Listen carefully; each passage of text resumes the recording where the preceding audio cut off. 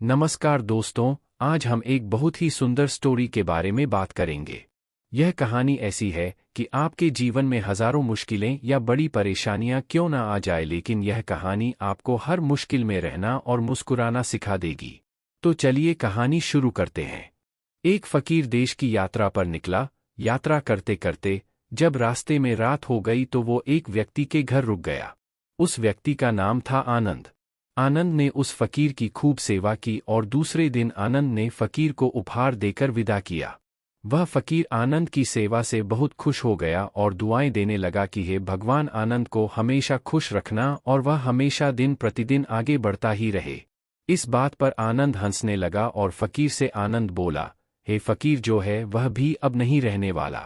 इस बात पर फकीर आनंद की तरफ देखता ही रहा और वहां से आगे चला गया।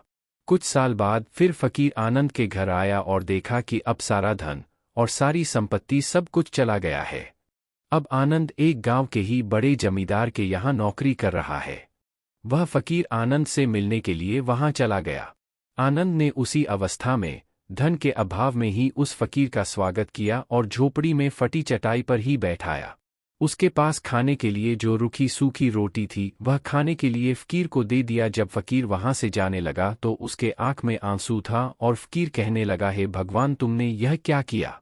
तो आनंद फिर हंसा और कहने लगा, अरे फकीर, तू क्यों दुखी हो रहा है? ईश्वर हमें जिस हाल में भी रखें हमें हमेशा खुश रहना चाहिए, उसे धन्यवाद देना चाहिए। समय सदा बदलता रहता है और इतना ही नहीं, यह भी नहीं रहने वाला है। इस पर फकीर सोचने लगा कि मैं तो केवल वैसे ही फकीर हूं, लेकिन सच्चा फकीर तो तुम हो आनंद। कुछ साल बाद फकीर फिर से यात्रा पर निकला और आनंद से मिला और देखा तो देखता ही रह गया, क्योंकि अब सब कुछ बदल चुका था। आनंद अब जमींदारों का जमींदार बन चुका था। उसे मालूम हुआ आनंद जिस जमींदार के यहाँ नौकरी कर रहा था उसकी कोई संतान नहीं थी और वो जमींदार अपनी सारी संपत्ति और जायदाद आनंद को दे दी।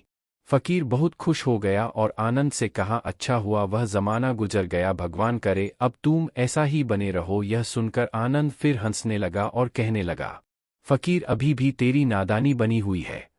फकीर ने फिर आनंद से पूछा, क्या यह भी नहीं रहने वाला? तो आनंद ने उत्तर दिया, हाँ, या तो यह चला जाएगा या फिर इसको अपना मानने वाला ही चला जाएगा।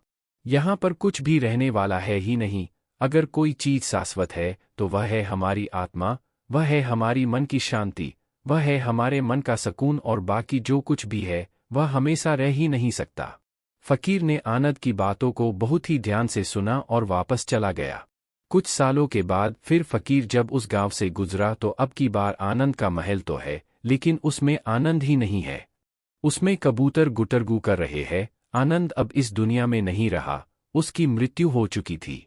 वह फकीर मन ही मन सोचने लगा कि यहाँ एक इंसान जिंदगी भर कितना दौड़ता रहता है और रोता रहता है, दुखी होता रहता है। जिन चीज़ों के लिए इंसान तड़पता रहता है, दुखी होता रहता है, वास्तव में वह चीज़ हमेशा रहने वाली है ही नहीं, वे सारी चीज़ें बदलने वाली है। यह कहानी यह शिक्षा देती है कि हमारे जिंदगी में जब भी कोई मुश्किल, तकलीफ या दुख आए तो हमें यह सोचना चाहिए कि जिंदगी में इससे पहले मुश्किलें या उलझनें आईं तो क्या वे हमेशा रुकी रही? जैसे सारी मुश्किलें आकर चली गई वैसे ही यह भी मुश्किल चली जाएगी, यह भी हमेशा रहने वाली नहीं है। तो आप हमेशा याद रखिए कि जिंदगी में कितना भी बड़ा दुख क्यों न हो, वह हमेशा रहने वाला नहीं है। ये दुख भी चले जाएंगे। एक बार अकबर ने बीरबल से कहा कि बीरबल, आज कुछ ऐसा लिखो कि जब मैं खुशी में पढ़ूं तो दुख और जब दुख में पढ़ूं तो खुशी हो। तो बीरबल ने लिखा, यह वक्त भी बीत जाएगा। ये एक ऐसा वाक्य है, जब इसे खुशी में पढ़ेंगे तो दुख होगा और दुख में पढ़ेंगे तो खुशी होगा। मुझे उम्मीद है कि आप सभी को आज का यह कहानी बहुत पसंद आया होगा। यदि पसंद आया हो तो कृपया आप इस वीडियो को सबके साथ में शेयर ज़रूर करें। और हाँ, अगर आपका मन अशांत रहता है तो आपको ये वाली वीडियो भी ज़रूर देखनी चाहिए। बहुत बहुत धन्यवाद।